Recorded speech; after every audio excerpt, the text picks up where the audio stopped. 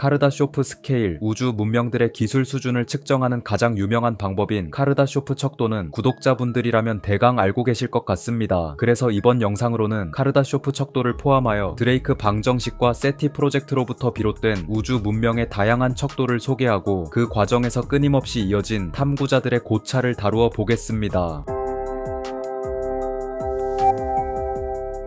1960년 미국의 천문학자인 프랭크 드레이크는 외계의 인공적인 전파 신호를 탐색하기 위한 오즈마 프로젝트를 주도했습니다. 오즈마 프로젝트는 외계 신호를 탐색하는 현대적인 세티 프로젝트의 기원이라 여겨지죠. 1964년 소련의 천문학자인 니콜라이 카르다쇼프는 외계 문명의 정보 전송이라는 학술지를 통해 우주 문명들의 기술 수준을 분류하는 방법을 제시했습니다. 문명이 활용할 수 있는 에너지의 양을 기준으로 삼은 카르다쇼프 척도였죠. 카르다쇼프 척도는 천문학적 시간의 흐름 속에서 발전한 문명의 에너지 규모를 가정하고 이에 따라 방출되는 에너지가 인공 전파원이 되어 외계 문명의 탐색 전략이 될 수 있음을 제시하고 나아가 향후 우리 문명의 발전 가능성에 대한 고민까지 담은 이론입니다. 그는 문명의 에너지 사용량이 기하급수적으로 증가할 것이라 예상하며 이에 따라 발전한 문명의 유형을 세 가지로 분류했습니다. 1형 문명은 행성에서 산출 가능한 에너지를 모두 활용합니다. 다소 혼동적인 분류인데요. 후대의 해석에 따르면 항성으로부터 행성에 도달하는 에너지를 전부 활용하는 것이라고 재정의할 수 있다고 합니다. 풍력, 수력, 태양광, 태양열로부터 산출되는 에너지가 이 범위에 포함되고 행성 내에서 자체적으로 산출되는 에너지인 지열, 화석연료, 핵분열과 같은 건 포함되지 않습니다. 그리고 태양이 부분적으로 기여하는 조력은 핵심적인 요소가 아니라는 게 후대의 해석이고요. 이에 따라 현재의 인류는 1형의 약 0.73단계에 해당한다고 합니다. 참고로 여기서 인류가 1형의 0.73단계에 해당한다는 설명은 인류가 태양으로부터 지구에 도달하는 에너지의 73%를 활용하고 있다는 게 아닙니다. 카르다쇼프 척도는 지수, 로그 표현을 사용하기 때문에 인류는 0에서 1 사이 지수 곡선의 약 73% 지점에 위치했다고 봐야 하죠. 쉽게 말해 인류가 0.73에서 1이 되기까지 가야 할 길은 인류가 0에서 0.73까지 달려왔던 길보다 더 멀고 값이 크다는 뜻입니다. 척도의 기준인 에너지 규모가 기하급수적으로 가면 갈수록 계속 증가하니까요. 레벨업을 할 때마다 다음 레벨까지 요구되는 경험치가 증가하는 것이랑 비슷하다고도 설명할 수 있겠습니다. 여기서 문명이 활용하는 에너지 규모가 약 100억 배 증가하면 2형 문명이 됩니다. 2형 문명부터는 항성에서 산출되는 에너지를 100% 가까이 활용하죠. 따라서 2형 문명은 다이슨 스피어, 다이슨 스웜, 마트료시카 브레인 같은 거대 구조물로 항성의 에너지를 수확할 것이라고 합니다. 여기서 에너지 규모가 또 100억 배 증가하면 3형 문명이 됩니다. 3형 문명은 은하에 존재하는 대부분의 천체로부터 에너지를 수확할 수 있습니다. 항성의 에너지를 수확하는 거대 구조물을 은하계 전역에 건설하고 은하 중심의 초대질량 블랙홀까지 3형 문명의 에너지원이 될 수 있습니다. 또한 성간 구름의 한 형태인 분자운을 대상으로 천체 공학을 시도하거나 물리 법칙에 의해 굉장히 지연된 은하 규모의 통신망을 구축하거나 은하 전체의 구조를 바꿀 수도 있을 거라고 합니다. 여기까지가 카르다쇼프 척도의 내용인데요. 학계에서는 우리가 단 한 번도 초문명의 직간접적 활동 증거를 발견하지 못한 이유에 대하여 꾸준히 논의해 왔습니다. 그래서 초문명은 도대체 어디에 있는가? 이에 대한 과학철학적 고찰은 영상의 후반 파트로 넘기고 카르다쇼프 척도 이후에 등장한 새로운 척도들을 먼저 살펴보겠습니다. 1896년 미국의 공학자이자 발명가였던 니콜라 테슬라는 자신의 전파 송수신기를 이용하여 화성의 생명체와 통신할 수 있다고 주장했습니다. 이후 몇 번씩 무선 기기로부터 수상한 신호나 잡음이 수신되었는데 결국엔 전부 인공물로 인한 잡음 혹은 자연적인 전파라고 여겨졌죠. 1924년 화성과 지구가 근접했던 시기 미국에서는 36시간 동안 전국 무선 침묵의 날을 선포하고 매시 정각 5분 동안 모든 무선 기기를 침묵시켜 화성으로부터 수신될 수 있는 모든 신호를 포착하고자 했습니다. 1955년 미국의 오하이오 주립대학교에서는 미국 국립과학재단의 지원을 받아 비기어 전파 망원경을 건설했습니다. 이어서 1960년 프랭크 드레이크가 현대적인 세티 프로젝트의 기원인 오즈마 프로젝트를 주도했고 니콜라이 카르다쇼프가 척도를 제안한 건 1964년이었죠. 이렇게 시대적 맥락을 보면 당시 강대국들 사이에선 우주에 대한 인식의 전환이 이루어졌고 과학혁명에 대한 낙관과 자신감이 충만한 상태에서 냉전시대 특유의 경쟁심과 과학에 대한 국가적 관심의 확대가 맞물려 있었다는 걸 알 수 있습니다. 1973년 미국의 천문학자인 칼 세이건은 코스믹 커넥션이라는 저서를 통해 개량된 척도를 제안했습니다. 그것은 카르다쇼프 척도의 공식을 소수점 단위로도 세부 세분화한 방식이었죠. 기존의 카르다쇼프 척도는 1형, 2형, 3형뿐이고 각각의 형 사이의 격차가 너무 커서 중간 단계까지 정교하게 분류하기 어렵다는 논지였습니다. 사실 아까 인류가 1형 문명의 0.73 단계에 해당한다고 제가 설명드린 건 소수점 단계까지 분류할 수 있는 칼 세이건의 개량된 공식을 사용한 결과였습니다. 카르다쇼프 척도가 처음으로 제안된 당시에는 소수점 단위의 분류가 불가능했죠. 그리고 칼 세이건은 문명의 에너지 규모가 아니라 문명에 저장된 정보량으로 분류할 수 있는 새로운 알파벳 척도까지 제안했습니다. 여기서 문명에 저장된 정보란 고유하고 창조적인 문명이 창출하여 저장한 의미 있는 정보를 이야기하는 것이죠. 똑같은 책이 각 도서관에 100권, 복제된 영화가 각자의 컴퓨터에 100편 있으면 그 중에 고유한 정보량은 한 권, 한 편이라 치는 것입니다. 저장 장치를 마구 증설하여 정보를 복제한다고 해서 문명의 기술 수준이 높아지는 건 아니니까요. 따라서 창조성이 없는 정보, 무의미한 정보, 의미가 있어도 복제된 정보는 고유한 정보로 치지 않고요. 이렇게 고유한 정보량을 기준으로 알파벳 A부터 Z까지 문명을 분류하는 것이죠. 칼 세이건은 이러한 알파벳 척도를 카르다쇼프 척도와 함께 2차원의 척도로 표현할 수 있다고 했습니다. 여기서 칼 세이건이 26등급의 정보량을 각각 구체적으로 설명하진 않았습니다만 알파벳 척도의 A와 H에 대해선 원문에 이론적으로 제시해놨습니다. A 등급은 약 100만 비트의 고유한 정보를 가진 원시 사회에 해당하고 현대 문명은 약 10조 비트의 H 등급에 해당합니다. 마지막으로 Z 등급은 이론적 최대치로 수천 개의 초은하단 내 모든 지적 생명체가 집단적으로 고유한 정보를 보유한 상태라고 합니다. 그리고 우주의 나이에 따르면 Z 등급의 정보량은 아마도 빅뱅으로부터 지금까지 지적 생명체가 축적할 수 있는 최대 정보 한계를 초과하기 때문에 Z 등급에 도달한 문명은 아직 없을 거라고 했죠. 이렇게 칼 세이건이 개량한 카르다쇼프 척도는 전통적인 카르다쇼프 척도의 공식보다 정교하게 표현되며 고유한 정보량을 중심으로 세분화한 알파벳 지표가 함께 표현되기 때문에 조금 더 정확한 척도라고 합니다. 그러나 문명의 고유한 정보량이라는 것을 정확히 정의하기 어렵기에 높은 등급의 문명 형태가 지극히 추상적이고 세티 활동에 있어서도 외계 문명의 고유한 정보량이란 것을 우리가 관측하거나 측정하기 어렵다는 점에서 한계점이 있다고 평가됩니다. 1977년에는 오하이오 주립대의 비기어 전파 망원경에서 매우 강렬한 신호를 포착했고 당시에 최초로 이 신호를 포착한 세티 프로젝트의 자원봉사자는 인쇄물의 여백에 와우라는 감탄사를 썼습니다. 그리고 외계의 지적 생명체 탐사는 누군가의 주도로 진행되는 거대한 프로젝트가 아니라 외계의 지적 생명체를 찾기 위한 일련의 활동 세티가 되었죠. 1998년 천문학자 존 베로는 자신의 저서 과학의 한계와 한계의 과학을 통해 반카르다쇼프 척도를 제안했습니다. 베로 척도는 마이너스 1형부터 마이너스 6형 그리고 마이너스 오메가형까지 분류되는데요. 미세차원 조작 척도라고도 부릅니다. 마이너스 1형은 자신과 비슷한 규모의 사물을 조작할 수 있는 기술을 가진 문명입니다. 구조물을 건설하고 광물을 채굴하고 고체를 결합하거나 분리하는 기술이 이에 해당되죠. 마이너스 2형은 유전자 조작, 품종 개량, 장기 이식, 임플란트 등의 기술을 가진 문명입니다. 마이너스 3형은 분자와 분자 결합을 조작하여 새로운 물질을 만들 수 있는 문명입니다. 마이너스 4형은 개별적인 원자를 조작하고 원자 스케일에서 나노 기술을 활용하고 복잡한 형태의 인공 생명체를 창조할 수 있는 기술을 가진 문명입니다. 마이너스 5형은 원자핵과 원자핵을 구성하는 핵자인 중성자와 양성자를 조작하는 문명입니다. 마이너스 6형은 그보다 작은 쿼크와 렙톤 스케일에서 소립자를 조작, 설계할 수 있는 문명입니다. 마지막으로 마이너스 오메가형은 시공간의 근본 구조를 조작할 수 있는 문명이죠. 문명들이 팽창, 정복, 확장하는 방향으로만 발달하며 문명이 사용하는 에너지가 많다고 해서 그 문명이 기술적으로도 진보했다고 보기엔 어렵습니다. 이는 식민지 시대, 과학혁명, 산업혁명, 냉전 시대의 관점이 깊게 반영된 기존의 카르다쇼프 척도에서 간과될 수 있는 부분이죠. 그래서 존 베로는 거대한 규모의 기술 대신 미세한 규모의 기술을 통해 더 작은 스케일에서의 정밀한 조작 능력 또한 문명의 기술적 척도가 될 수 있다고 제안한 것입니다. 기존의 카르다쇼프 척도를 부정하는 게 아니라 카르다쇼프 척도를 보완하는 마이너스 척도라는 것이죠. 베로 척도는 카르다쇼프 척도의 연속선상에 있는 엄밀히 말해 음수로 확장된 수학적 지표는 아니었습니다. 하지만 개념적인 확장은 될 수 있다는 점, 그리고 거대한 에너지를 방출하지 않는 숨겨진 문명이 존재할 가능성까지 고려할 수 있다는 점에서 좋은 평가를 받았고 오늘날까지도 미세차원 조작 척도를 대표하고 있죠. 물론 베로 척도에도 한계점은 분명히 존재합니다. 베로 척도의 상위 단계에서 제한된 나노 스케일 이하의 기술들이 과학적으로 가능한지 아직은 불명확하다는 점입니다. 특히 소립자 스케일이나 시공간의 근본 구조까지 접근한다는 건 지극히 추상 추상적인 이론에 가까운 영역이고요. 칼 세이건의 고유한 정보 척도와 동일하게 배로 척도의 마이너스 형도 세티 활동으로 관측하거나 측정하기 어려운 문명의 형태입니다. 그래서 과학적으로 검증하기 매우 어렵다는 비판이 있죠. 이제 조금 더 현대적인 과학이 반영된 21세기로 넘어와 보겠습니다.